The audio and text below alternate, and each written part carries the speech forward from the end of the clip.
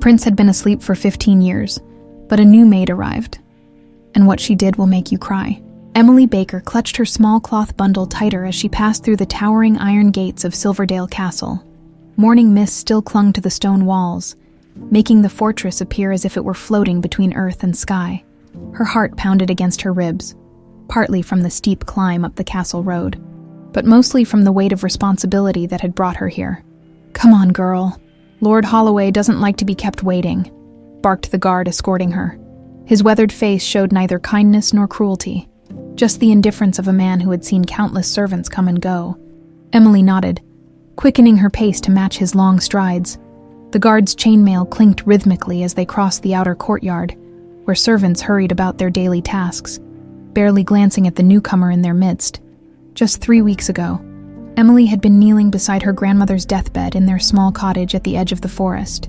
The old woman's fingers, once nimble enough to identify any herb by touch alone, had grown thin and trembling as she pressed a curious medallion into Emily's palm. "Take this to the castle," her grandmother had whispered, her voice barely audible above the crackling fire. "Find him, the one who sleeps waiting for the blood of his blood," before Emily could ask what she meant. Her grandmother's eyes had closed for the final time, leaving Emily alone with an enigmatic medallion and words that made no sense. Now, as she followed the guard through a series of increasingly opulent corridors, Emily secretly touched the medallion hidden beneath her simple dress. Its metal was always strangely warm against her skin. As if alive with some inner fire, the castle's interior was a stark contrast to the humble village life she knew. Tapestries depicting ancient battles and royal hunts adorned walls of polished stone. Servants scurried past with silver trays and fresh linens, their eyes downcast and movements efficient. "Wait here," the guard commanded as they reached an antechamber. He disappeared through ornate double doors, leaving Emily alone with her thoughts and the subtle weight of the medallion against her chest. Minutes later, a stern-faced woman in the dark blue dress of a head housekeeper emerged. "Emily Baker." Her voice was clipped and precise. "I am Mrs. Winthrop, head of the king's household staff. Lord Holloway says you come highly recommended by Lady Fairchild for your knowledge of herbs and cleaning." Emily gave a small curtsy. "My grandmother taught me, ma'am. I'm a hard worker." Mrs. Winthrop's eyes narrowed slightly. "We shall see. The castle requires absolute discretion and loyalty. There are sensitive matters at hand. The kingdom is not what it once was." Everyone knew the tragic story. 15 years ago, on his 18th birthday, Prince Nathan had collapsed during his celebration after drinking from a ceremonial goblet. Since that moment, he had remained in a mysterious sleep, from which no physician or healer could wake him. The once vibrant king had grown gray with grief, while the ambitious Duke Maxwell, the king's trusted advisor, had gradually assumed more control over the kingdom's affairs. "You'll start with the East Wing. The servants' quarters are on the 3rd floor of the North Tower. Meals are taken in the lower hall before dawn and after dusk." Mrs. Winthrop handed Emily a folded uniform. "And one more thing. You'll be assigned to the prince's chamber for daily cleaning." Emily's heart skipped a beat. "The prince's chamber? You mean—" "Yes, where His Royal Highness sleeps." Mrs. Winthrop's voice dropped. "It requires special attention. Absolute silence must be maintained. No unnecessary touching of any royal possessions. You will dust, sweep, and change the flower arrangements. Nothing more. Is that clear?" "Yes, ma'am," Emily replied, trying to hide her surprise. Was this mere coincidence or something more? The next morning, after a restless night in the cramped servants' quarters, Emily was led to the prince's chamber by a senior maid named Ruth. "Don't look so terrified," Ruth whispered as they climbed the spiral staircase. "He doesn't bite, doesn't do much of anything, really. 15 years just lying there breathing like he's having the most peaceful nap you've ever seen." They stopped before a massive oak door guarded by 2 stoic soldiers in royal blue and silver. They nodded curtly at Ruth, who was clearly familiar to them, then cast suspicious glances at Emily. "New girl," Ruth explained, "for the morning cleaning." The guard stepped aside, and Ruth pushed open the heavy door. The chamber beyond was unlike anything Emily had imagined. Sunlight filtered through stained glass windows, casting pools of colored light across marble floors. The ceiling arched high above, painted with constellations that seemed to shimmer in the morning light. Heavy velvet curtains framed a massive four-poster bed at the center of the room, and there he was. Prince Nathan lay motionless atop crimson silk sheets, his hands folded peacefully over his chest. He appeared to be merely sleeping, his chest rising and falling with slow, regular breaths. His face was handsome, almost supernaturally so, with high cheekbones and a strong jaw. His black hair, though long from years without cutting, had been recently brushed and arranged on the pillow. "Strange, isn't it?" Ruth murmured. "He doesn't age like normal folk. Still looks 18, doesn't he? That's part of the curse, they say." Emily could barely find her voice. "Do they know what happened to him?" Ruth shrugged. "Official story is he took ill suddenly, but everyone below stairs knows it was at his birthday feast. Eclipse that day there was. Bad omen. He drank from the ceremonial goblet and just collapsed. Been like this ever since." She lowered her voice further. "Duke Maxwell led the toast. Make of that what you will." Emily glanced at the door nervously. "Oh, don't worry," Ruth assured her. "Maxwell rarely comes here anymore. Says it upsets him too much to see his dear nephew in such a state. Convenient grief, if you ask me." Ruth demonstrated the cleaning routine quickly. "I'll leave you to it. Remember, absolute silence and don't touch him. Mrs. Winthrop inspects at noon." After Ruth departed, Emily moved through the chamber in a daze, dusting ornate furniture and replacing wilted flowers with fresh blooms from her basket. All the while, her eyes kept returning to the sleeping prince. When she had finished her tasks, curiosity overwhelmed her. She approached the bed slowly, her heart thundering. Something about him called to her in a way she couldn't explain. The medallion beneath her dress seemed to grow warmer with each step. "What happened to you?" she whispered, forgetting the rule of silence. Without thinking, Emily reached out and touched the prince's hand. The world exploded into vision. A great hall filled with nobles, an eclipse darkening the sky, a wine goblet glinting with malice, the duke's smile not reaching his eyes, a woman with Emily's face screaming a warning that no one heard. Emily yanked her hand away with a gasp. The prince's fingers twitched almost imperceptibly, the first movement he had made in 15 years. Outside, footsteps approached. Emily hurried back to her cleaning, her mind reeling from what she had seen and the impossible connection she now felt to the sleeping prince. She didn't understand what was happening, but one thing was certain. Her grandmother had sent her to Silverdale Castle for a reason, and that reason was somehow tied to Prince Nathan and the medallion that now burned against her skin like a small sun. That night, Emily couldn't sleep. The vision she'd experienced in the prince's chamber had branded itself into her mind. The flashing images, the sense of danger, and most disturbing of all, the woman who looked so much like her. She tossed in her narrow servant's bed, listening to other maids' soft snores echoing in the cramped quarters. When the first ray of dawn broke through the small window, Emily rose quietly.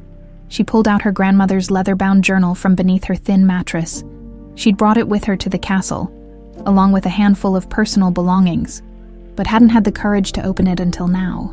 The journal's pages were filled with her grandmother's elegant script, recipes for tonics and poultices, notes on herb properties, but some pages were written in a strange symbolic language Emily didn't recognize. Certain entries seemed to be missing, with jagged edges suggesting pages had been torn out. One page caught her eye, a drawing of a medallion identical to the one she carried. "What were you hiding, grandmother?" Emily whispered. A bell rang in the distance, signaling the servants to begin their day. Emily quickly tucked the journal away and hurried to her duties. Over the next week, Emily established a rhythm. Each morning, she cleaned the prince's chamber, always finding a moment, when she was certain no one was watching, to touch something that belonged to him: a silver hairbrush, the spine of a favorite book, the hilt of his ceremonial sword. Each touch brought new fragments of vision: a younger Duke Maxwell arguing heatedly with a beautiful woman, the same woman fleeing through a forest at night with a soldier, the prince as a boy, practicing swordplay in the castle courtyard. The visions left Emily dizzy and disoriented, but she grew addicted to them, desperate for any clue that might explain her connection to this place and these people on her 7th day at the castle. Emily was polishing a mirror in the prince's chamber when the door opened unexpectedly. She turned, expecting to see Mrs. Winthrop, but instead found herself face to face with Queen Victoria. Emily dropped into a deep curtsy, heart hammering against her ribs. "Your Majesty, forgive me, I was just—" The Queen raised a hand, silencing her. She was still beautiful, despite the sorrow etched into the lines around her eyes and mouth. She wore a gown of midnight blue that rustled softly as she moved further into the room. "You may continue your work," the Queen said, her voice gentle but commanding. Her eyes, however, studied Emily with an intensity that made the young woman feel transparent. The Queen walked to her son's bedside and tenderly brushed a strand of hair from his forehead. 15 years, she murmured, seemingly to herself. "So many things you've missed, my son." Emily tried to make herself invisible as she continued cleaning, but she felt the Queen's gaze returning to her repeatedly. "What is your name, girl?" the Queen asked suddenly. "Emily Baker, Your Majesty." "And where do you come from?" "Willow Creek, Your Majesty, a small village about 2 days' journey east." Something flickered across the Queen's face. Recognition. Concern. It vanished so quickly Emily couldn't be sure. "You have a familiar look about you," the Queen said carefully. "Have you served in the palace before?" "No, Your Majesty. This is my first position here." The Queen nodded slowly. "Very well. You may go." Emily cursed again and hurried from the room, feeling the Queen's eyes follow her every step of the way. That evening, rather than joining the other servants for supper, Emily slipped out to the castle gardens. She needed to think without curious eyes watching her. As she walked among the twilight-shrouded hedges, she pulled out her grandmother's journal again. The pages about herbs were straightforward enough, but the coded sections mystified her. She ran her fingers over the strange symbols, wishing her grandmother had taught her how to read them. "What are you reading so intently?" Emily jumped at the voice, nearly dropping the journal. A young man in the livery of the palace guard stood a few paces away, watching her with curious eyes. "Nothing important," Emily said, closing the journal quickly. "Just an old family book." The guard, who introduced himself as Thomas, seemed kind enough, and Emily found herself warming to him as they talked. He'd been at the castle for 3 years and knew every corridor and courtyard like the back of his hand. "You're working in the prince's chamber, I hear," he said as they walked together through the rose garden. "Word travels fast," Emily replied, unable to keep the wariness from her voice. Thomas laughed. "It's a castle. Gossip is our main entertainment. Besides, the prince's chambers are special. Not everyone is allowed to serve there." "Why me then? I'm new." Thomas shrugged. "Mrs. Winthrop follows orders from above. Maybe someone important requested you specifically." The thought sent a shiver down Emily's spine. Who would request her? And why? "Tell me about the day it happened," Emily said suddenly. "The day the prince fell under the curse." Thomas's smile faded. "I wasn't here then. I was just a child in the city. But everyone knows the story. It was during the solar eclipse. Bad omens all around. The prince was celebrating his 18th birthday with a grand feast. Duke Maxwell offered the ceremonial toast. And moments after drinking, the prince collapsed. And no one suspected foul play?" Emily asked.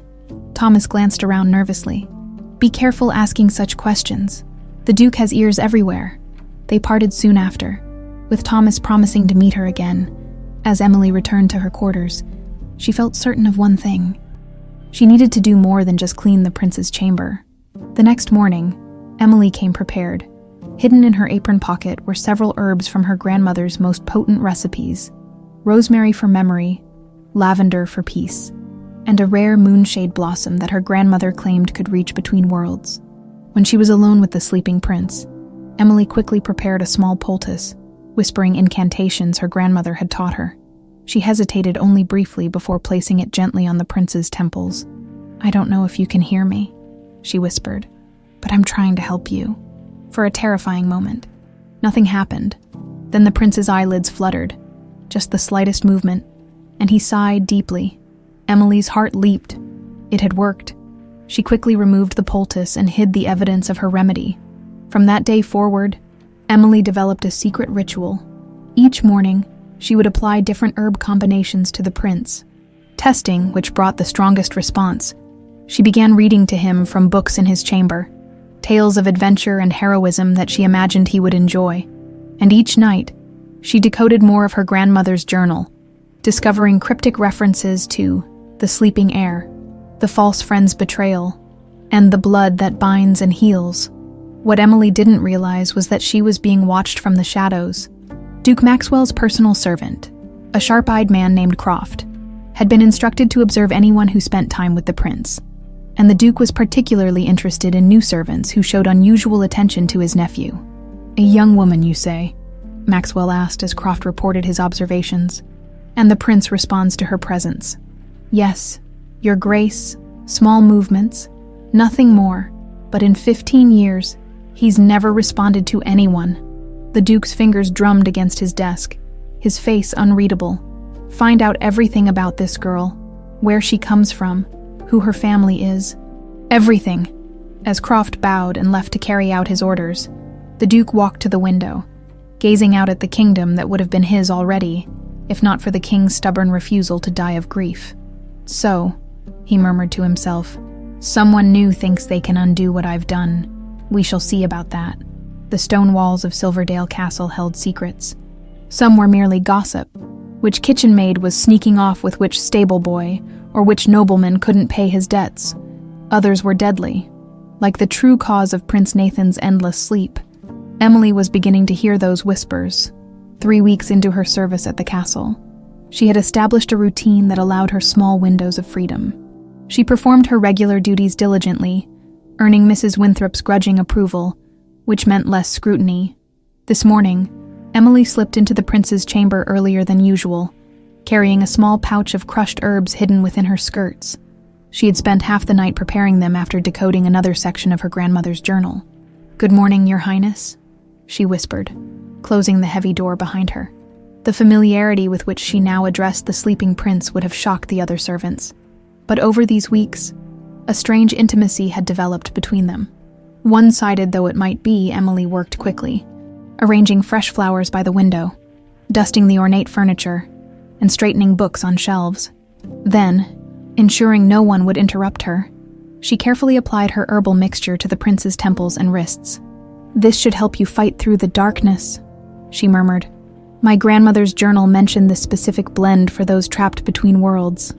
As the herb's earthy scent filled the air, Emily took the prince's hand in hers, bracing for the now familiar rush of visions. They came more clearly than ever before. The prince as a young man, laughing with friends in a sunlit courtyard, Duke Maxwell watching from a window, his face twisting with contempt, a secret meeting between the Duke and a hooded figure exchanging a small vial, the eclipse darkening the sky as the prince raised his goblet. But this time, something new appeared. Emily saw the woman who resembled her, now clearly in the uniform of a royal guard, stealing away at night with a leather-bound book, the same book Emily now carried. As the vision faded, Emily gasped. Nearly falling backward, the connection was severed, but not before she felt something extraordinary. A response. The prince's fingers had curled slightly around hers, holding on for just a heartbeat before releasing. "You can hear me," she breathed, wonder and fear mingling in her voice. "You're fighting to wake up." A soft noise outside the door sent Emily scrambling back to her cleaning duties. She had barely composed herself when the door opened, and Queen Victoria entered, accompanied by her lady-in-waiting. "Your Majesty," Emily curtsied deeply, hoping her flushed cheeks wouldn't betray her. The Queen dismissed her lady with a gentle wave. "Leave us, Margaret. I wish to speak with Miss Baker alone." Emily's heart hammered against her ribs as the door closed behind Margaret. Was she in trouble? Had someone reported her unorthodox treatments? The Queen walked slowly around the chamber, trailing her fingers over furniture as if reacquainting herself with each piece. "My son has shown improvement these past weeks," she said, her voice carefully neutral. "Has he, Your Majesty?" Emily kept her eyes downcast. Small things, a finger twitch, a change in breathing. Nothing that would excite the royal physicians, but a mother notices. The Queen turned, fixing Emily with a penetrating stare. "These changes began shortly after your arrival." Emily swallowed hard. "Perhaps Your Highness is finally healing? After 15 years. The Queen's laugh held no humor. "No, something has changed." She moved closer, studying Emily's face with uncomfortable intensity. "You remind me of someone I knew long ago. My sister, in fact. Your sister, your majesty. Emily couldn't hide her surprise. Yes, few remember her now. She disappeared 20 years ago, after falling in love unwisely. The queen's eyes grew distant. The resemblance is remarkable. Before Emily could respond, the queen abruptly changed the subject. That medallion you wear beneath your dress. May I see it? Emily froze. How could the queen know about her medallion? She had been careful to keep it hidden. With trembling fingers, Emily pulled the chain from beneath her collar, revealing the bronze medallion with its partially erased royal crest. The queen's sharp intake of breath confirmed Emily's growing suspicion. This was no ordinary heirloom. The queen reached out as if to touch it, then withdrew her hand. Where did you get this? Her voice was barely a whisper. My grandmother gave it to me before she died. She said I should bring it to the castle and find the one who sleeps waiting for the blood of his blood. Something flickered in the queen's eyes. Recognition, fear, hope, before her regal mask slipped back into place. Your grandmother's name, Eleanor Baker, Your Majesty. She was a healer in Willow Creek. The queen nodded slowly. Continue your duties here, Emily Baker. We will speak again. She moved to leave, then paused. Be careful in whom you place your trust. The walls have ears, and some would not wish the prince to wake. After the queen left, Emily slumped against the wall, her mind racing. The queen knew something about her medallion, about her grandmother, perhaps even about Emily herself. Thomas was waiting for Emily that evening in their usual meeting spot in the garden. You look like you've seen a ghost, he said, handing her a small apple he'd swiped from the kitchen. Maybe I have. Emily recounted her conversation with the queen, omitting only the details about her herbal treatments of the prince. Thomas whistled softly. The queen doesn't take personal interest in servants without reason. She mentioned her sister, said I resemble her. Do you know anything about that? Thomas's expression grew serious. That's dangerous knowledge, Emily. The queen had a younger sister who vanished about 20 years ago. There were rumors she'd fallen in love with Captain Garrett of the Royal Guard. Both disappeared around the same time. Some say they eloped. Others say, he glanced around nervously. Say what? Emily pressed. That the Duke had the captain killed when he discovered something he shouldn't have, and the princess fled fearing for her life. Thomas lowered his voice further. This was before the Duke consolidated his power, before the prince's accident. Emily's blood ran cold. The pieces were beginning to align. Her grandmother's mysterious past, the medallion, her resemblance to the queen's sister. There's something else, Emily said, making a split-second decision to trust Thomas. She told him about the prince's responses to her presence, the visions, and her grandmother's journal. Thomas listened without interrupting, his face growing increasingly grim. When she finished, he took her hands in his. Emily, you need to be extremely careful if what you're saying is true. If you're somehow helping the prince, you're directly threatening the Duke's power. He's been waiting 15 years for the king to die of grief so he can rule as regent. If the prince wakes, then the Duke loses everything, Emily finished. Worse, he could face execution for treason if his role in the prince's condition is revealed. Thomas squeezed her hands. Promise me you'll be careful. The Duke has spies everywhere. I will, Emily hesitated, then added, but I can't stop helping the prince, I think. I think this is why my grandmother sent me here. As they parted ways, neither noticed the shadow that detached itself from behind a nearby hedge. Croft, the Duke's personal servant, who had followed Emily from the castle. He smiled thinly as he slipped away to report to his master.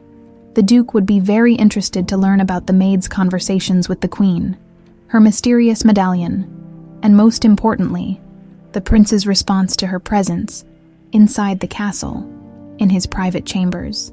Duke Maxwell gazed into the flames of his hearth, a goblet of wine untouched in his hand.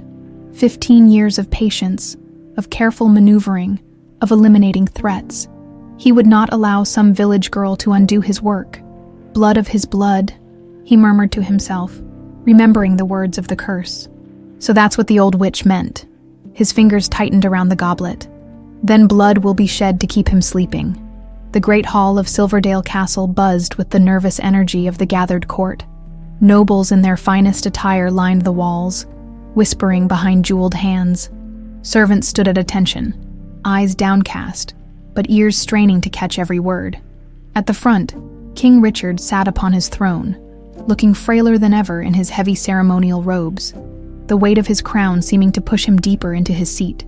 To the king's right stood Duke Maxwell, resplendent in midnight blue velvet trimmed with silver. His face was a mask of grave concern, but those who knew him well might have detected the gleam of satisfaction in his eyes. Emily stood among the other servants, her heart thundering in her chest. She had been summoned with no explanation, pulled from her duties by palace guards who refused to answer her frantic questions. Thomas was nowhere to be seen. "My loyal subjects," the Duke's voice rang out, silencing the murmurs. "It pains me deeply to bring this matter before you today. For 15 years, we have mourned as our beloved prince lies trapped in unnatural sleep. We have sought cures from the greatest healers across the land, all to no avail." He paused, his gaze sweeping the hall before landing on Emily. "Now, it seems, there are those who would use dark arts to harm him further." A collective gasp rippled through the assembly. The king stirred, his bleary eyes focusing with sudden interest. "What are you saying, Maxwell?" he asked, his voice cracking with disuse. "Majesty, evidence has come to light of treasonous activity, a plot to ensure Prince Nathan never wakes. A servant girl has been administering unknown substances to His Highness, conducting forbidden rituals over his sleeping form." All eyes turned to Emily as 2 guards moved to flank her. "Emily Baker," the Duke said, each syllable like the toll of a funeral bell. "Step forward." Legs trembling, Emily obeyed. The marble floor seemed to tilt beneath her feet as she approached the throne. "Your Majesty," she began, her voice small in the vast hall. "I would never harm the prince. I've only tried to—" "Silence." The Duke's command cracked like a whip. "We have witnesses who observed you applying strange concoctions to His Highness. You were heard chanting over him, and most damning of all," he gestured to a servant who stepped forward, holding Emily's grandmother's journal and her pouch of herbs. "These items were found among your possessions." Emily's blood ran cold. Her quarters had been searched, her grandmother's precious journal, now in the hands of the man who had orchestrated the prince's downfall. "These are healing herbs," she protested. "My grandmother was a healer. She was a witch," the Duke interrupted, "exiled from this castle for conspiracy against the crown. And now her granddaughter continues her dark work." Murmurs swept through the crowd. King Richard leaned forward, his withered hand gripping the arm of his throne. "Is this true, girl?" he asked, his voice surprisingly steady. "Have you been treating my son without permission?" Before Emily could answer, the hall doors burst open. Queen Victoria strode in, her midnight blue gown billowing behind her like storm clouds. "What is the meaning of this spectacle, Maxwell?" she demanded, moving to stand beside her husband. "Justice, Your Majesty," the Duke replied smoothly. "This servant has been caught practicing forbidden arts on the prince." The Queen's eyes met Emily's briefly, a look that contained both warning and apology. "And what harm has come to my son as a result of these supposed forbidden arts?" she asked. "The effects may not be immediately visible," the Duke countered. "Dark magic works insidiously. Who knows what damage she has done?" King Richard raised a trembling hand for silence. "The evidence, Duke Maxwell." The Duke nodded to Croft, who stepped forward with a cruel smile. "I witnessed the accused administering unknown substances to Prince Nathan on multiple occasions. She spoke incantations over him and touched him inappropriately." More witnesses followed. Servants Emily had barely spoken to, now claiming they had seen her stealing herbs from the royal gardens, consulting strange books by candlelight, even sacrificing small animals in moonlit rituals, each lie more outrageous than the last, yet delivered with such conviction that many in the court nodded in horrified agreement. Emily looked desperately to the Queen, whose face revealed nothing. Royal politics. Emily was learning, were played with masks of stone. "What say you to these accusations?" the king asked Emily. She stood straight, gathering her courage. "Your Majesty, I have used herbs that promote healing and clarity of mind. My grandmother taught me their properties. I have read to the prince, spoken to him, because I believe he can hear us even in his sleep." She took a deep breath. "And he has responded. Small movements, changes in breathing, signs he is fighting to return." This caused an uproar. The Duke's face darkened as the king leaned forward with renewed interest. You dare claim improvement where the royal physicians have seen none, Maxwell sneered. Perhaps she speaks truth, the Queen interjected. I myself have noticed subtle changes in my son's condition these past weeks. The Duke's mask slipped for just a moment, revealing fury before smoothing into concern. Your Majesty's hopes may cloud your judgment. We all wish for the prince's recovery. But false hope is cruel. He turned back to the gathering. Let us not be distracted from the facts. This woman has admitted to unauthorized treatment of the Crown Prince. Whether well-intentioned or not, such actions constitute treason. The king sighed heavily, the brief spark of interest fading from his eyes. The law is clear on this matter. Take her to the dungeons until a proper trial can be arranged.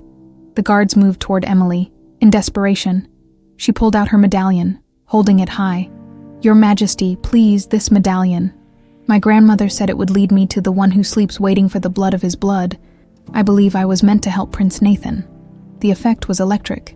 The Queen gasped audibly, while the Duke's face drained of color. Where did you get that? The King demanded, suddenly animated. Before Emily could answer, chaos erupted. A messenger burst into the hall crying, Your Majesty, the King's health. He must return to his chambers immediately.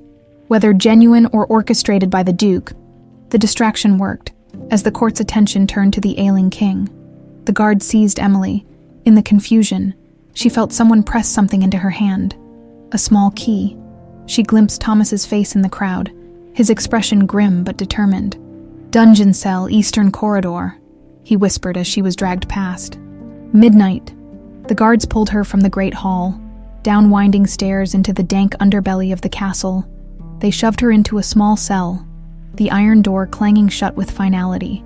Emily slumped against the cold stone wall, clutching the key Thomas had given her, through a narrow window. She could see evening approaching. She had until midnight to plan her next move. Alone in the growing darkness, Emily examined her grandmother's medallion, running her fingers over the worn royal crest. She was beginning to understand. The Queen's sister, the captain of the guard, her grandmother's cryptic warnings.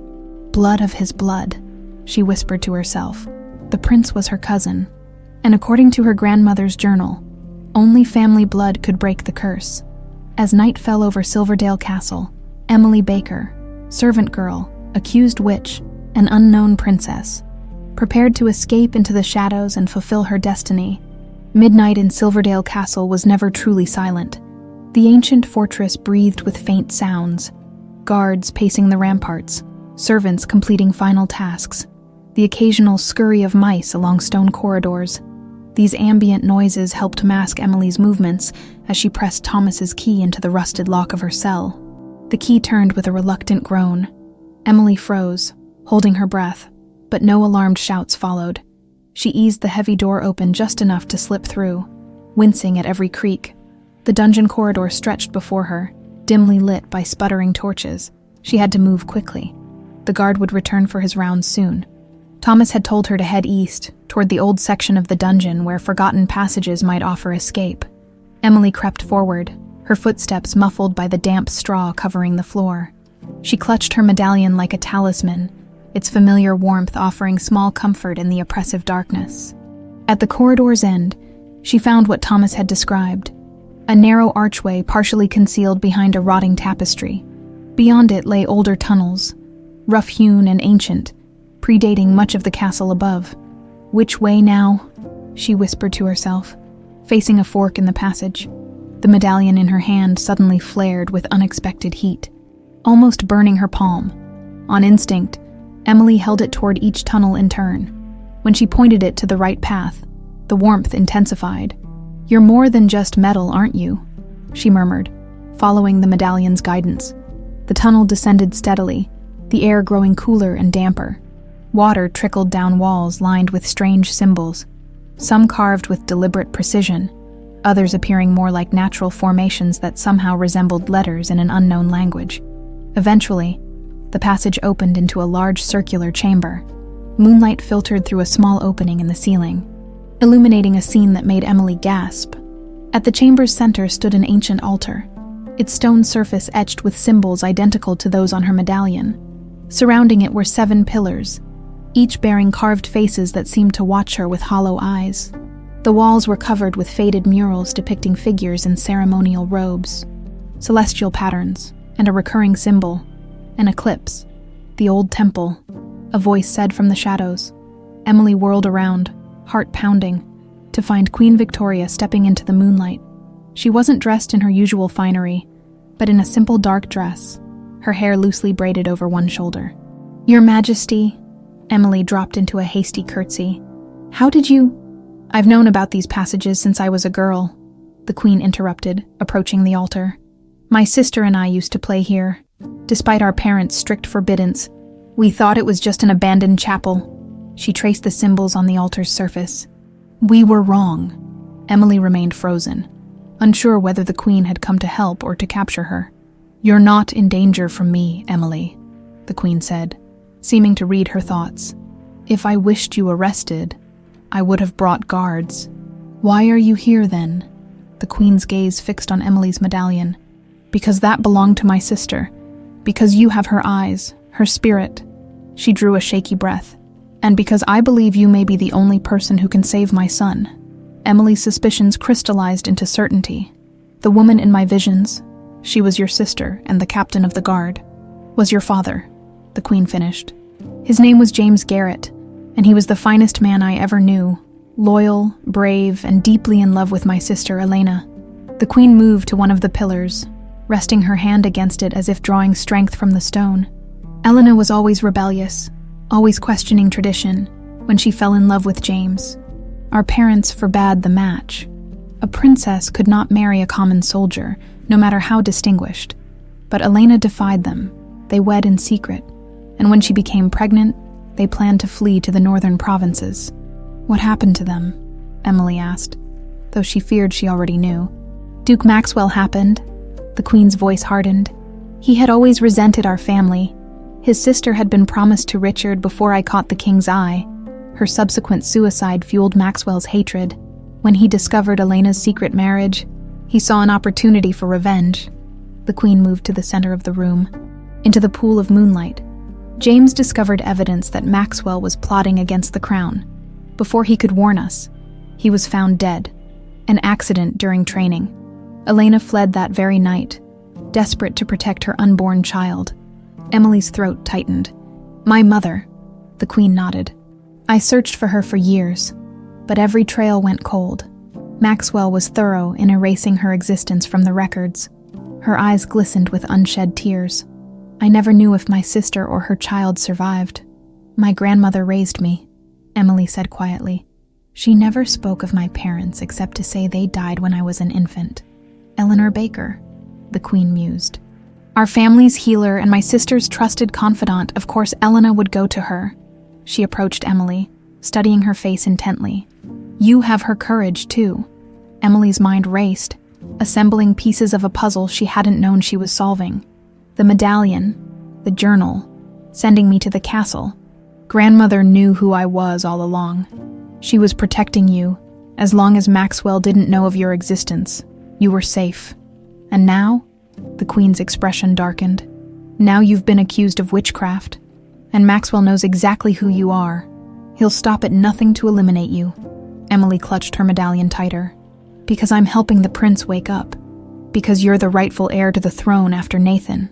The statement hung in the air between them, its implications staggering. Emily, a servant girl raised in a forest cottage, was royal by blood.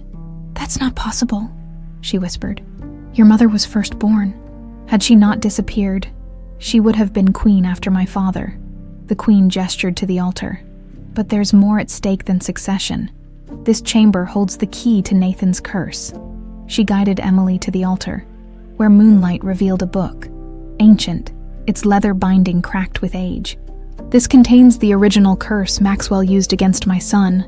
I've spent years searching for it." Emily reached for the book with trembling hands. Its pages were filled with the same strange symbols from her grandmother's journal, but here they were clear, complete. "I can't read this," Emily admitted. "But I can," the Queen replied. "Enough to understand what we face." She turned to a specific page. "The curse is bound by blood, royal blood. Maxwell used an ancient ritual during the eclipse. binding Nathan's spirit between life and death until the sun and moon meet again. Another eclipse. Yes, and according to the astronomical charts, one approaches in just 3 days' time. That's when we can break the curse. Hope surged in Emily's chest.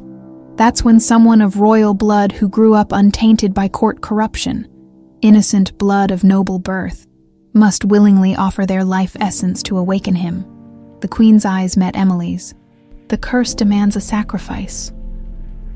The weight of destiny settled on Emily's shoulders. My life for his. That's what Maxwell believes, the Queen said carefully. But curses like these are crafted with deliberate ambiguity. Life essence need not mean death. Blood freely given might suffice.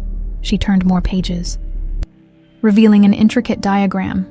This ritual requires specific preparations, herbs gathered under moonlight, incantations spoken in the old tongue, and most importantly, the medallion you carry. It's not merely a family crest, but a key to unlocking the curse. A distant shout echoed through the tunnels, followed by the clatter of armored boots.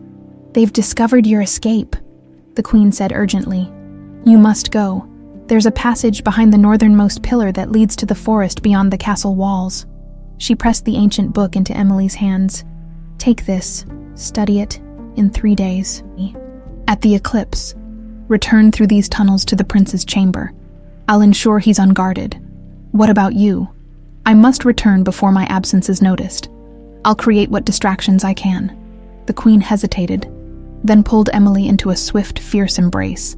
You have her spirit, but you are your own woman. Emily, remember that the choice is ultimately yours. As the sounds of pursuit grew louder, the Queen showed Emily the hidden exit, then turned to face the approaching guards, drawing herself up with regal authority to buy her niece precious time. Emily fled into the darkness of the tunnel, the ancient book clutched to her chest, her mind reeling with revelations of curses, royal blood, and the sacrifice that might be required of her. The tunnel sloped upward, leading her toward freedom, and toward a destiny more extraordinary than she could have imagined when she first passed through Silverdale's gates. Dawn broke over the forest beyond Silverdale Castle. Pale light filtering through the dense canopy, Emily huddled in the hollow of an ancient oak, her limbs stiff from a night spent in hiding. The ancient book lay open in her lap, its cryptic symbols swimming before her exhausted eyes. What I wouldn't give for grandmother's wisdom now, she murmured. Rubbing her temples, sleep had come in fitful bursts, haunted by fragments of vision, the eclipse darkening the sky, the prince's still form, the duke's triumphant smile, and the woman who must have been her mother fleeing through these very woods with a captain's medallion clutched to her swollen belly. A twig snapped nearby. Emily froze, pressing deeper into the tree's shadow. Heavy footsteps approached, accompanied by the distinctive rattle of chainmail. The witch couldn't have gotten far. A gruff voice said, Duke's orders are to search every inch. What's so important about one serving girl? Another replied. Castle's full of them. Don't ask questions if you want to keep your head. This one's special to the Duke. The voices faded as the guards moved deeper into the forest. Emily released her breath slowly. Maxwell's men were searching methodically. It wouldn't be long before they discovered her hiding place. She needed to move, but more importantly, she needed help deciphering the book. As she carefully repacked her meager belongings, a memory surfaced. Thomas mentioning a hermit who lived in these woods, an old man who had once served as the royal astronomer before being dismissed under mysterious circumstances. What was the name? Emily racked her brain. Brother Marcus. With renewed purpose, she slipped from her hiding place and headed deeper into the forest, away from the searching guards. Her grandmother had taught her woodland navigation, how to read moss patterns on trees, follow animal trails, and identify edible plants. Those skills kept her moving safely through the day, evading 3 more search parties. By late afternoon, she reached a small clearing where a modest cottage stood, nearly invisible among the surrounding trees. Smoke curled from its chimney, and a small garden of herbs thrived in careful beds. Emily approached cautiously. Hello, Brother Marcus. The door creaked open, revealing an elderly man with a long white beard and sharp eyes that belied his aged appearance. He leaned on a gnarled staff, studying Emily with frank curiosity. No one calls me that anymore, he said in a surprisingly strong voice. "Who are you, girl? And how do you know that name?" "I'm Emily Baker. I need your help to understand this." She held up the ancient book, still closed to protect its contents. "It concerns Prince Nathan's curse." The old man's eyes widened. He glanced past her to the forest, then gestured inside. Quickly, the Duke's men patrol even these remote parts. The cottage's interior was a scholar's haven. Shelves overflowing with books and scrolls, tables covered with astronomical instruments, and walls adorned with star charts. A large telescope pointed skyward through an opening in the roof. "So," Marcus said once they were seated, "you've found the Book of Bindings. I thought Maxwell had destroyed it after using it against the prince. You know about the curse?" Emily asked. "I was the one who warned the king it was coming." Bitterness tinged his voice. "An eclipse is a powerful cosmic event, a perfect time for ancient magic. I saw the signs, the preparations Maxwell was making. But who listens to an old astronomer spouting superstitions?" He gestured to his humble surroundings. "My reward for trying to prevent the tragedy." Emily opened the book carefully. "Can you read this language?" Marcus donned spectacles and bent over the pages. "The old tongue, few remember it now." His fingers traced the symbols reverently. "This particular section describes the curse used on Prince Nathan. A sleep like death until certain conditions are met. The eclipse," Emily said, "and the sacrifice of royal blood." Marcus glanced up sharply. "You know more than you're letting on." "Girl," Emily touched her medallion instinctively. "I'm Princess Elena's daughter. The Queen, my aunt, helped me escape the castle with this book." The old astronomer stared at her, then slowly sank to his knees. "The lost princess's child. We thought you died with her." He looked at her with new respect. "You have her look about you. I need to understand exactly what the curse requires," Emily said, uncomfortable with his deference. "The Queen mentioned life essence and willing sacrifice, but she believes it might not require death." Marcus returned to the book, turning pages with practiced care. "The old tongue is deliberately ambiguous, designed to conceal true meanings from the uninitiated." He paused at a page with an illustration of an eclipse. "Here, the curse binds the prince's spirit between worlds, anchored by royal blood spilled in malice. To break such a bond requires its opposite, royal blood offered in love. So I must give my blood willingly to break the curse. Yes, but the amount is unspecified.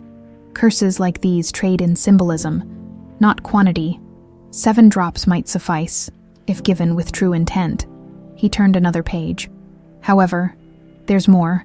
The ritual must be performed at the exact moment of totality during the eclipse, and you'll need specific elements." Emily listened intently as Marcus detailed the requirements. Herbs to be gathered by moonlight, a potion brewed with spring water that had never seen sunlight, incantations in the old tongue that must be memorized perfectly. "And your medallion is crucial," he added. "It's a focus for the ritual, a physical link between your bloodline and the prince's." "How long until the eclipse?" Emily asked. 2 days. Marcus moved to his astronomical charts. "It will reach totality at precisely noon, a rare phenomenon, the sun and moon perfectly aligned at the height of day." Emily's heart sank. "I need to be in the prince's chamber at that exact moment, but the castle will be on high alert for me." "There's another way in," Marcus said, rolling out an ancient map of the castle. "The old temple connects to a passage that leads directly to the royal residence. It was built centuries ago so the monarchs could consult the temple's oracle in secret." He traced a route with his finger. "This passage emerges behind a false wall in Prince Nathan's chamber. Few know of its existence anymore." Emily studied the map, committing the route to memory. "I'll need to gather the herbs tonight, and I'll teach you the incantations." Marcus's eyes were grave. "But be warned, child. Maxwell won't have left anything to chance. The curse likely contains safeguards against interference." "What kind of safeguards?" "That depends on how deeply he delved into the dark arts. At minimum, attempting to break the curse could rebound on you, causing the sleep to claim you instead." He hesitated. "At worst, it could claim both your lives." Emily's resolve wavered momentarily, then steadied. "My grandmother sent me to Silverdale for this purpose. I won't fail her or the prince." As night approached, Marcus prepared a simple meal while Emily practiced the old tongue pronunciations. The strange syllables felt oddly familiar on her tongue, as if some ancestral memory guided her. "You have a natural affinity for the language," Marcus observed. "The royal bloodline has always been attuned to the old ways, even when the court pretended to have abandoned them for more modern sensibilities." After dinner, they ventured into the forest to gather the required herbs: moonshade that only bloomed under starlight, silver thistle that grew on the graves of ancient kings, and blood moss that thrived in the shadows of lightning-struck trees. As Emily carefully harvested each plant, following Marcus's instructions precisely, the reality of her heritage settled upon her. She was not merely Emily Baker, granddaughter of a village healer. She was royal by blood, cousin to the sleeping prince, niece to the queen. Yet what defined her more than bloodlines was the choice before her: to risk everything for a prince she knew only through visions and brief moments of connection, or to flee these lands and leave the curse unbroken. "Why would my grandmother keep this from me?" she asked as they returned to the cottage, their harvest secured in cloth pouches. "Why send me to the castle without telling me who I truly was?" Marcus began arranging the herbs for drying.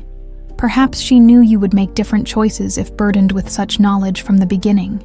Or perhaps she feared that knowing too soon would put you in greater danger." He glanced at her thoughtfully. "What matters is not what you've learned about your past, but what you choose to do with your future." Emily nodded, running her fingers over the medallion. Her mother's medallion. "Tomorrow we prepare the potion. The day after, I return to Silverdale. To break a curse," Marcus added softly. "Or to fulfill your destiny. Perhaps both are the same thing." Outside the cottage, the moon sailed between scattered clouds, slowly approaching its fateful meeting with the sun in 2 days' time. Shadows would fall across Silverdale at midday, and Emily Baker would discover whether royal blood freely given was enough to wake a prince from 15 years of enchanted sleep. Thunder rolled across the darkening sky as Emily stirred the simmering potion, the small cottage filled with an earthy aroma, herbal and ancient, like the forest floor after rain. Outside, wind whipped through trees with increasing ferocity, a prelude to the storm that weather-wise villagers had been predicting for days. "A fitting backdrop for tomorrow's eclipse," Brother Marcus observed, carefully grinding moonshade petals in a stone mortar. The ancients believed storms during celestial events amplified magical energies. Emily wiped sweat from her brow. They had been working since dawn, preparing the potion that would, if everything went according to plan, help break Prince Nathan's curse. The recipe from the ancient book required precise timing, specific ingredients, and unwavering concentration. "Is it supposed to glow like that?" Emily asked, as the liquid in the cauldron pulsed with a faint blue luminescence. Marcus nodded approvingly. "The light indicates the binding elements are harmonizing. Now for the catalyst." He handed her a small silver knife. "Handle first. 7 drops of royal blood, freely given." Emily took the knife, its weight unexpectedly heavy in her palm. Her grandmother had taught her that blood was the most powerful ingredient in any magic. It carried life, memory, and intent, without hesitation. She pricked her finger and allowed 7 drops to fall into the potion. The liquid flashed brilliantly, then settled into a deep crimson that seemed to move with a life of its own. "It's ready," Marcus said quietly. "Now we must let it rest until dawn," as they covered the cauldron. A sharp knock at the door made them both freeze. Marcus gestured for Emily to hide in the small back room while he approached the door cautiously. "Who calls at this hour?" he demanded. "A friend," came the muffled reply. Emily's heart leaped. She recognized that voice. "Thomas!" She rushed forward as Marcus opened the door to reveal the young guard. Soaked and muddied from travel, his uniform was gone, replaced by simple peasant clothes, and a fresh cut marked his cheek. "Thank the stars you're alive," Thomas breathed, embracing Emily briefly before collecting himself. "They're saying you bewitched the queen and escaped using dark magic. The Duke's propaganda," Marcus scoffed, bolting the door. "Come, dry yourself by the fire and tell us what brings you here." Thomas accepted a blanket gratefully. "I've been searching for days. The queen gave me directions to this cottage before they put her under house arrest." "House arrest?" Emily gasped. "On what charges?" "Conspiracy with a witch." Thomas said grimly. "After you escaped, the Duke claimed the Queen had been enchanted by you. King Richard was too ill to countermand the order." "Is he truly ill?" Marcus asked sharply. Thomas's expression darkened. "The royal physician was replaced 3 days ago with the Duke's personal doctor. The King's condition has deteriorated rapidly since." "Poison," Emily and Marcus said simultaneously. Thomas nodded. "Many suspect as much, but none dare speak it. Maxwell has doubled the guards throughout the castle, especially around the prince's chamber, which brings me to my purpose here." He reached into his shirt and pulled out a sealed letter. "From the Queen." Emily broke the seal with trembling fingers and read aloud. "My dearest niece, by now you will have learned what the ritual requires. I fear Maxwell knows you will attempt to break the curse during tomorrow's eclipse. He has stationed his most loyal men in Nathan's chamber and throughout the passages. But there is hope. Maxwell believes the ritual must take place directly beside the prince. He doesn't know the temple below provides an alternative. The eclipsed sun will align perfectly with the opening in the temple ceiling at the moment of totality. If you perform the ritual there, its power will flow through the ley lines that connect to Nathan's chamber. I've managed to bribe one guard who will ensure the prince's window shutters remain open to the eclipse light. This may be our only chance, be cautious. Maxwell has sent search parties in all directions. Trust only Thomas and Marcus with love and faith, Victoria." Emily lowered the letter, her mind racing. The temple instead of the prince's chamber. It could work, Marcus mused, moving to his star charts. The temple was deliberately built on a nexus of ancient power lines that run throughout the castle. During an eclipse, those lines become conduits. "But there's more," Thomas said, his expression grave. "The Duke has ordered Prince Nathan moved to a secure location immediately after the eclipse, if we fail tomorrow." The implications hung heavily in the air. If they failed, the prince would be taken beyond their reach, and the kingdom would fall fully under Maxwell's control. "And there's worse news," Thomas continued reluctantly. "The king. They don't expect him to survive the night." Emily sank into a chair, the weight of responsibility crushing down on her. With the king dead and the prince still enchanted, Maxwell's path to the throne would be clear, unless she succeeded. "How many search parties?" she asked, her voice steadying with resolve. "At least 6 that I know of," Thomas replied. "They're searching methodically outward from the castle. I avoided 3 on my way here." Marcus moved to the window, peering through a crack in the shutters at the worsening storm. "The weather may be our ally. This tempest will make tracking difficult." Thunder punctuated his words, followed by a torrent of rain that hammered against the cottage roof. The wind howled through the trees like a living thing, angry and wild. "We should rest while we can," Marcus advised. "Dawn comes early, and tomorrow tests us all." Thomas nodded. "I'll take first watch," as Emily prepared for sleep.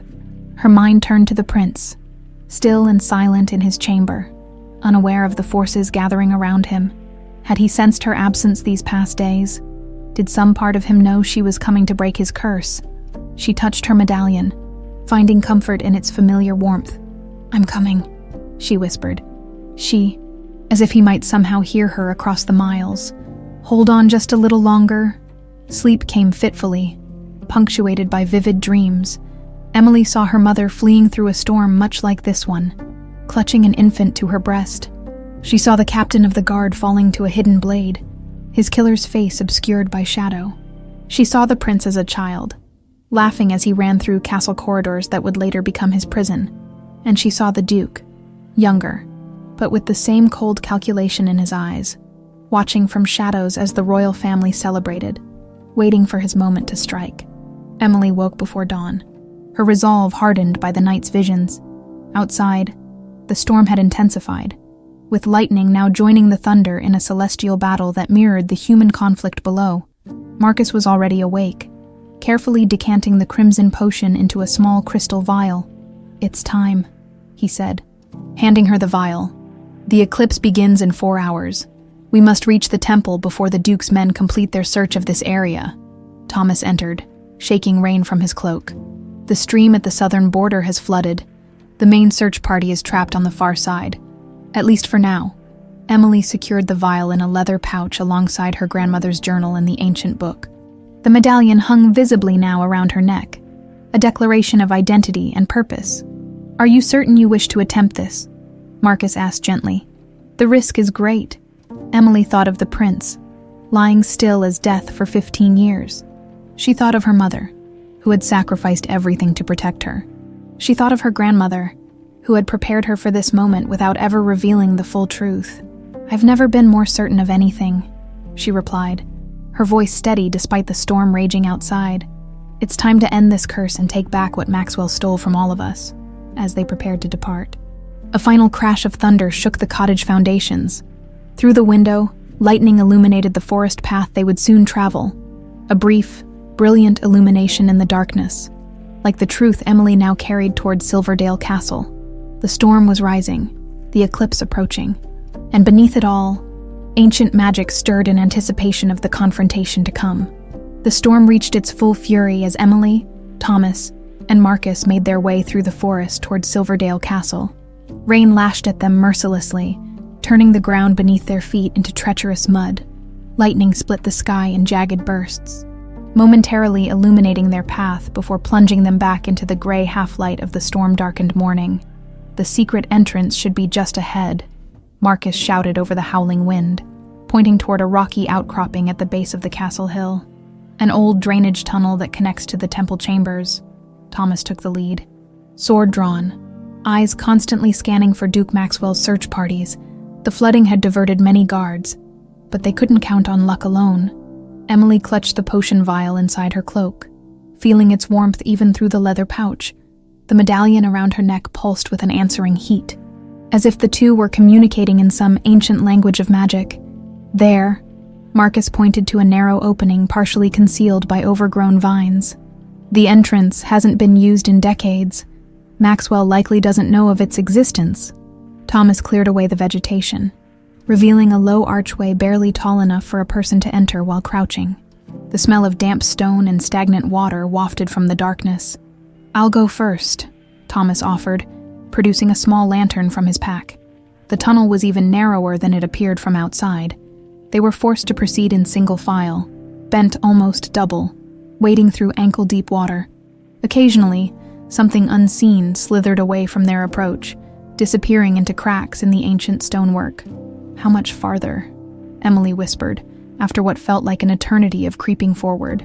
"Almost there," Marcus replied from behind her. "Look, the stonework is changing." Indeed, the rough-hewn tunnel was gradually giving way to more deliberately placed stones, marked with the same mysterious symbols Emily had seen in the temple chamber. The water level receded as the passage sloped upward. Finally, the tunnel opened into a small antechamber. Braziers lined the walls, unlit for years but still filled with oil that had never completely evaporated. Thomas quickly lit them, revealing faded murals of celestial bodies and royal figures. "The private entrance for the royal family," Marcus explained. "From here we can access the main temple chamber." A sudden rumble shook dust from the ceiling. Not thunder, but something above them in the castle itself. "What was that?" Emily asked, alarmed. Thomas's expression darkened. "The king must have passed. That's the signal for the royal guard to assemble in the great hall." Silence fell over them as the implications settled in. With King Richard dead, Maxwell was one step closer to claiming the throne. Only Prince Nathan stood in his way, and the prince couldn't stand at all. "We have little time," Marcus said gravely. "The eclipse begins in less than an hour." They proceeded through a series of increasingly ornate chambers, each bearing evidence of ancient ceremonial use. Finally, they reached a massive stone door, carved with an intricate sun and moon design. "The main temple chamber lies beyond," Marcus said. "Emily, your medallion is the key." Emily removed the medallion from around her neck, noticing how its pattern aligned perfectly with an indentation in the center of the door. When she pressed it into place, the heavy door began to move silently on hidden mechanisms, opening to reveal the circular chamber she had visited days before with the queen. Sunlight, weak and gray through the storm clouds, filtered down through the opening in the ceiling. The altar stood at the center, exactly beneath the shaft of light, surrounded by the 7 stone pillars with their watching faces. "The eclipse will align perfectly with that opening," Marcus said, pointing upward. "When totality occurs, The combined energies of sun and moon will channel directly to this altar. Thomas secured the entrance behind them, then began a quick patrol of the temple's perimeter. No signs of recent activity, he reported. I think we're alone. Emily approached the altar, feeling a strange sense of homecoming. This place was tied to her bloodline, to her heritage. The ancient book had described it as the nexus where royal blood renews its covenant with the land. Marcus began preparing the altar, positioning ceremonial bowls and inscribing chalk symbols with practiced precision. The ritual must begin before the eclipse and culminate at the moment of totality, he instructed. Emily, you must memorize these incantations. As Emily studied the ancient words, Thomas suddenly tensed. Did you hear that? They froze, listening. Above the storm's rage came a new sound. Voices and footsteps.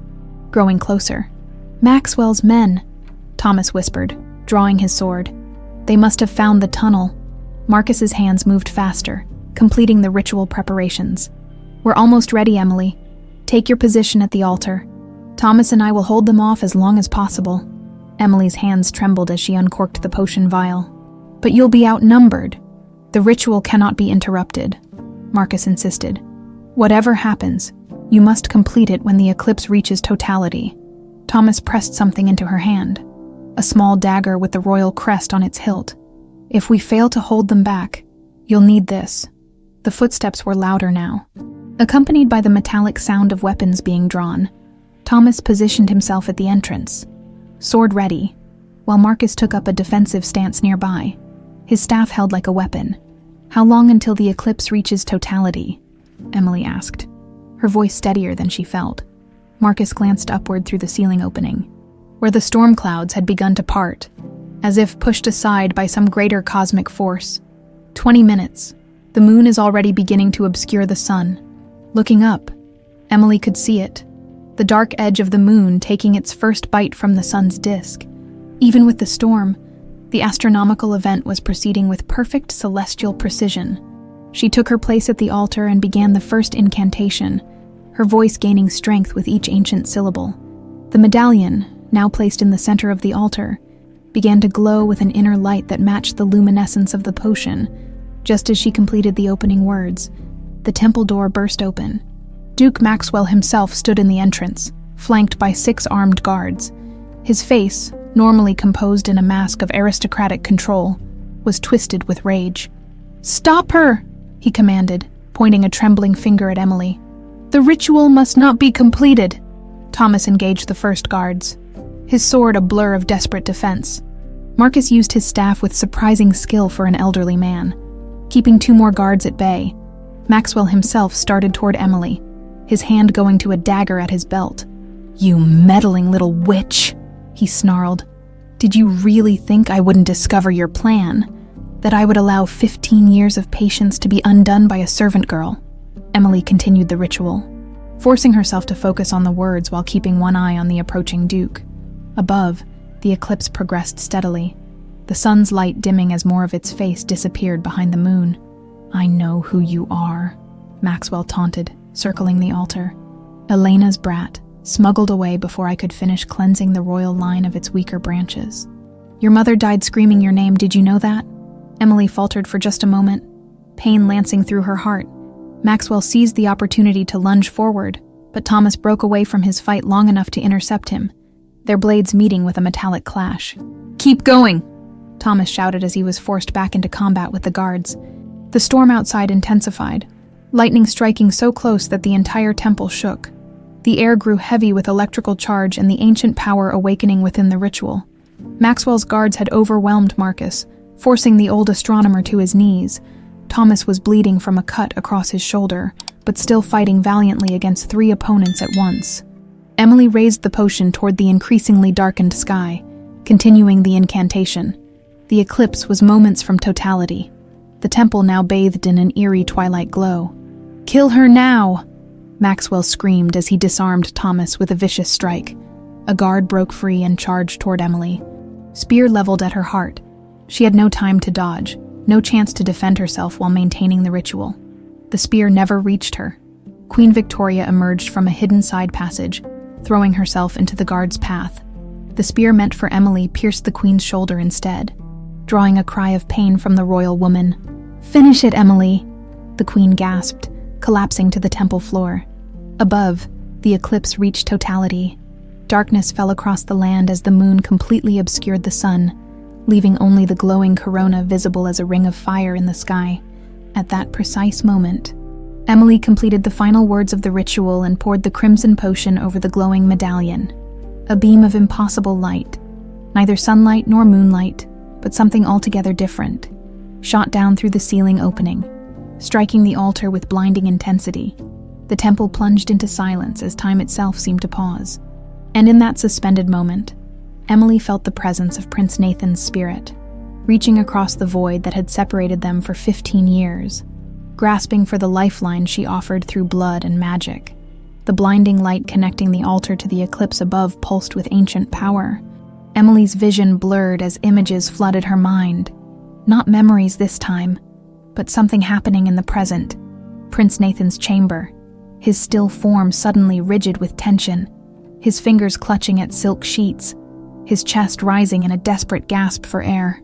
In the temple, time seemed suspended, The queen lay bleeding on the stone floor. Thomas struggled against his captors. Marcus watched with ancient eyes that had seen too many kings rise and fall, and Duke Maxwell stood frozen in horror, witnessing the unraveling of 15 years of patient scheming.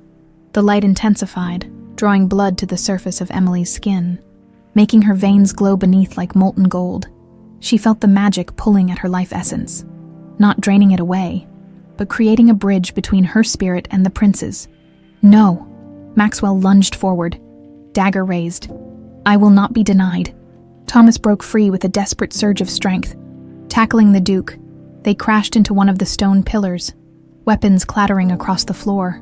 The guards hesitated, uncertain whether to help their master or stop the ritual that had nearly reached completion.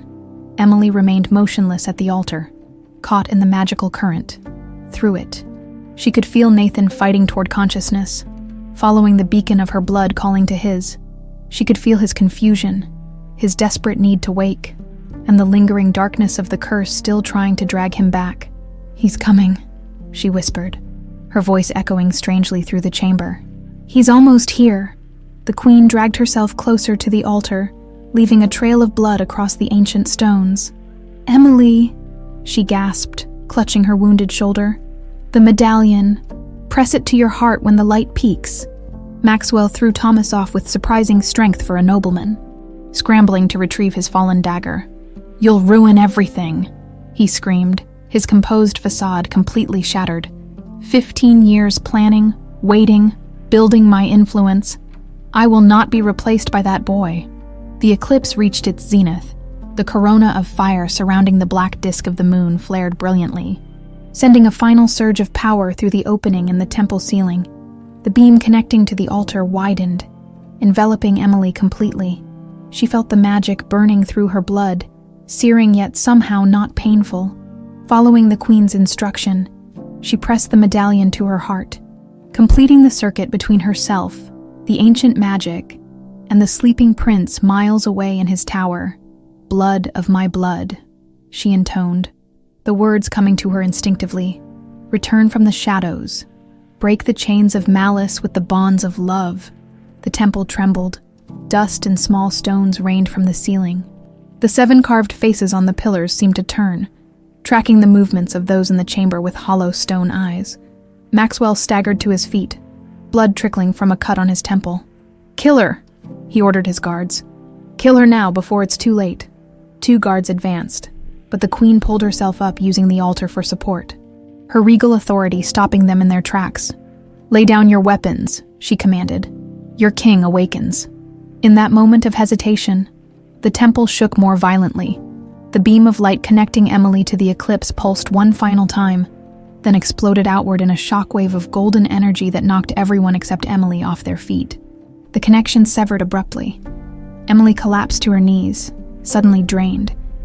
The medallion in her hands glowed white-hot for a moment, then cooled.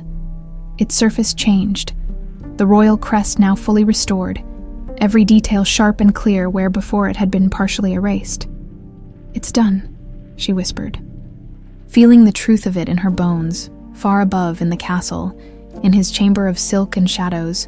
Prince Nathan opened his eyes for the first time in 15 years. Back in the temple, Maxwell scrambled to his feet, wild panic in his eyes. "It doesn't matter," he snarled, retrieving his dagger. "The boy will still die. I've come too far to surrender now." He lunged at Emily, who was too weakened by the ritual to defend herself. Thomas shouted a warning, fighting to reach her. The queen cried out in horror, but before Maxwell's blade could find its mark, the temple chamber plunged into unnatural darkness. The eclipse still hung in the sky, but this was a different kind of shadow. Concentrated, directed, alive with purpose. Maxwell froze mid-strike, his body suddenly rigid. The dagger slipped from nerveless fingers, clattering to the floor. A look of pure terror crossed his face as his skin began to gray, fine lines appearing and deepening into wrinkles before their eyes. What is happening to me?" he gasped, staring at his hands as they withered, aging decades in moments. Marcus struggled to his feet, leaning heavily on his staff. "The curse," he said, voice hushed with grim understanding. "It rebounds upon its caster when broken." "No!" Maxwell's scream turned into a rattling wheeze as his body continued to age at an accelerated rate. Hair whitened and fell away, skin sagged from rapidly deteriorating muscle. Bones became brittle, cracking audibly as he collapsed to his knees. His guards watched in horror, backing away from their master as if his condition might be contagious. One by one, they dropped their weapons and fled the temple. "This cannot be." Maxwell's voice was barely a whisper now, his once handsome face a death mask of extreme old age, his eyes still sharp with hatred, fixed on Emily. "You will never." His final words died unspoken as his body crumbled inward, collapsing into dust that scattered across the temple floor like ash.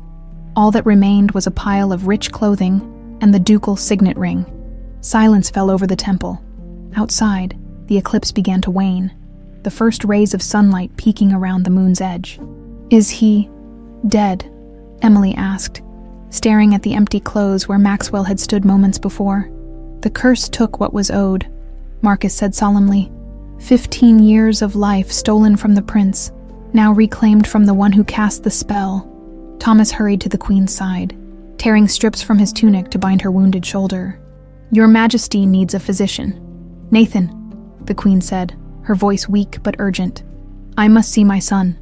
Emily felt a strange tugging sensation, as if an invisible thread were pulling her upward toward the castle. "He's awake," she said with certainty. "He's calling for us."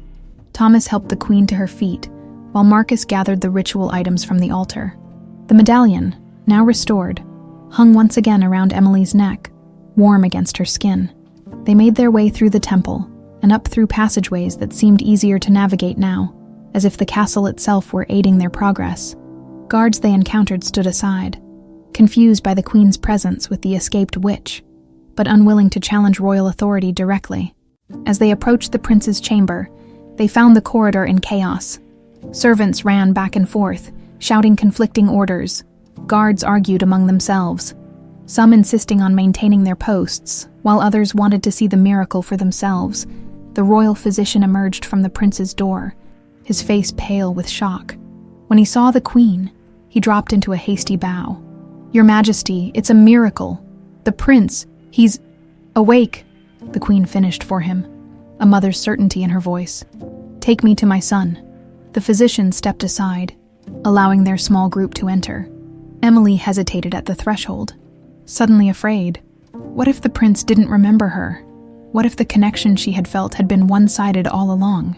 "Come," the queen said gently, taking Emily's hand. "He's waiting for you too." They entered the chamber together, the queen, her niece, and their loyal protectors, to witness the miracle 15 years in the making. Sitting upright in his bed, pale and thin but unmistakably alert, Prince Nathan of Silverdale turned toward the door. His eyes, the same deep blue as Emily's own, found hers immediately across the room. "You," he said, his voice hoarse from 15 years of silence. "You were my light in the darkness." Sunlight streamed through the high windows of Silverdale's grand cathedral. catching in the stained glass and scattering jewel-toned light across the assembled crowd. Nobles in their finest attire filled the front rows, their expressions a mix of joy and lingering disbelief. Behind them, commoners from across the kingdom stood shoulder to shoulder, farmers beside merchants, blacksmiths next to scholars, all gathered to witness a union that would have seemed impossible just 1 year earlier. Emily stood in a small antechamber, hardly recognizing her reflection in the polished silver mirror. Gone was the simple maid who had first entered the castle with a cloth bundle and a mysterious medallion. In her place stood a princess in truth, wearing a gown of sky-blue silk adorned with silver stars that caught the light with every movement. "Nervous?" Queen Victoria asked, adjusting the delicate circlet of silver leaves that crowned Emily's dark hair. "Terrified," Emily admitted with a small laugh. "I still feel like I'll wake up tomorrow back in my grandmother's cottage, and all of this will have been a beautiful dream." The Queen, healthier and more vibrant than she had been in years, squeezed Emily's hand. "This is very real, my dear. You earned this happiness with your courage." The past year had been one of remarkable change. After Prince Nathan's awakening, the truth about Duke Maxwell's treachery had spread throughout the kingdom. The nobles who had aligned themselves with him quickly pledged loyalty to the prince, though many found their influence diminished in the new order that followed. Nathan had needed months to regain his physical strength after 15 years of magical sleep. His mind, however, had remained sharp, preserved by the curse in perfect awareness, while his body slumbered, most surprisingly to the court. He remembered everything Emily had said while caring for him, every story she had read, every gentle touch as she applied her grandmother's remedies. "You were my only visitor who treated me as if I could hear you," he had told her during his recovery. "And I did hear you. Every word was a lifeline pulling me back from the darkness." Their courtship had progressed naturally, to no one's surprise except perhaps Emily's own. The revelation of her royal heritage, as daughter of Princess Elena and Captain James Garrett, had legitimized her place at court. But it was her role in breaking the curse that had truly won the people's hearts. The cathedral bells rang, signaling it was time. Emily took a deep breath, clutching a bouquet of wildflowers gathered from the same forest where her grandmother had taught her to recognize healing herbs. "Ready?" the Queen asked. Emily nodded, unable to speak past the lump in her throat. The massive cathedral doors swung open. The assembled crowd rose to their feet as Emily began her walk down the aisle. The Queen at her side in place of the father she had never known. At the altar stood Prince Nathan, no longer the still figure trapped between life and death, but a vibrant young ruler whose newfound appreciation for life had transformed the kingdom. His blue eyes locked with Emily's, filled with such undisguised love that she nearly forgot to breathe. Beside him stood Thomas, now captain of the Royal Guard, proudly bearing the ceremonial sword and slightly behind. Leaning on his staff with a satisfied smile was Brother Marcus, officially reinstated as royal astronomer and advisor. As Emily reached the altar, Nathan extended his hand to her, the same hand she had first touched in his sleep, the touch that had sparked visions and set their extraordinary journey in motion. "You came back to me," he said softly, too quiet for anyone but her to hear. "Always," she replied, taking his hand. The high priest stepped forward to begin the ceremony, his voice ringing through the cathedral as he spoke of duty, love, and the union of two lives. But for Emily and Nathan, the world narrowed to just the two of them, two souls who had found each other across the chasm between waking and dreaming. "The rings, please," the priest requested.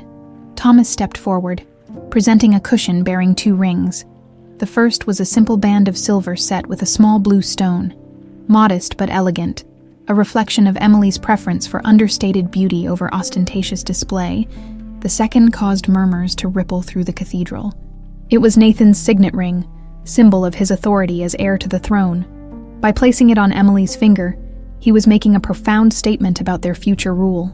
As they exchanged vows and rings, a warm breeze swept through the cathedral, carrying the scent of spring blossoms. Some later claimed it was just the wind changing direction. But those closest to the altar, Thomas, Marcus, and the Queen, recognized it as something more, the blessing of ancient magic that ran in royal blood. "I now pronounce you husband and wife, Prince and Princess of Silverdale," the high priest proclaimed. "What magic has joined together? Let no mortal hand tear asunder. Nathan drew Emily into a gentle kiss, and the cathedral erupted in cheers. Bells rang out across the kingdom, announcing the union that symbolized not just the joining of two people, but the healing of a land long divided between nobility and common folk. The celebration spilled from the cathedral into the streets of the capital for the first time in memory. The castle gates stood open to all, noble and common alike. Tables laden with food and drink lined the main square, while musicians played for dancing crowds. In the great hall, Emily and Nathan received formal congratulations from nobles and foreign dignitaries. Among them was a delegation from the northern provinces, the lands where Princess Elena had intended to flee with Captain Garrett before their plans were cut short by Maxwell's treachery. "Your mother would be proud," the Queen whispered to Emily as they greeted the northern representatives. She always believed walls between people were meant to be torn down, not built higher. As the formal reception concluded, King Richard, frail but recovering since Maxwell's death had broken the slow poisoning, rose from his throne. The hall fell silent as he beckoned Nathan and Emily forward. "For 15 years, I ruled a half-kingdom," he said, his voice gaining strength with each word. "A kingdom without hope, without a future. Today, I see before me the promise of a new Silverdale." With trembling hands, he removed his crown. "I am old and tired. My son has returned to us through miracle and sacrifice, and beside him stands a woman who embodies the best of both noble birth and common upbringing." He placed the crown not on Nathan's head, but on a ceremonial cushion between the young couple. "Tomorrow I abdicate in favor of you both. Rule wisely, rule justly, and remember that true nobility lies not in titles, but in actions." A hush fell over the assembly, followed by thunderous applause. Emily felt Nathan's hand tighten around hers. Neither of them had expected this moment to come so soon, later as stars appeared in the evening sky. Emily and Nathan slipped away from the ongoing celebrations to visit a special place. Hand in hand, they descended the hidden stairs to the ancient temple where the curse had been broken. The chamber was peaceful now, no longer humming with dangerous magic. The altar had been restored, and the 7 pillars with their watching faces seemed more benevolent in the soft light of lanterns. "This is where our story truly began," Nathan said, leading Emily to the center of the room, "where your courage saved not just me, but the entire kingdom." Emily touched the medallion that still hung around her neck. No longer a mystery, but a symbol of her heritage and the bridge between her two worlds. "I was so afraid," she admitted. "I didn't know if I was strong enough." "You were strong enough for both of us." Nathan traced the restored royal crest on the medallion's surface.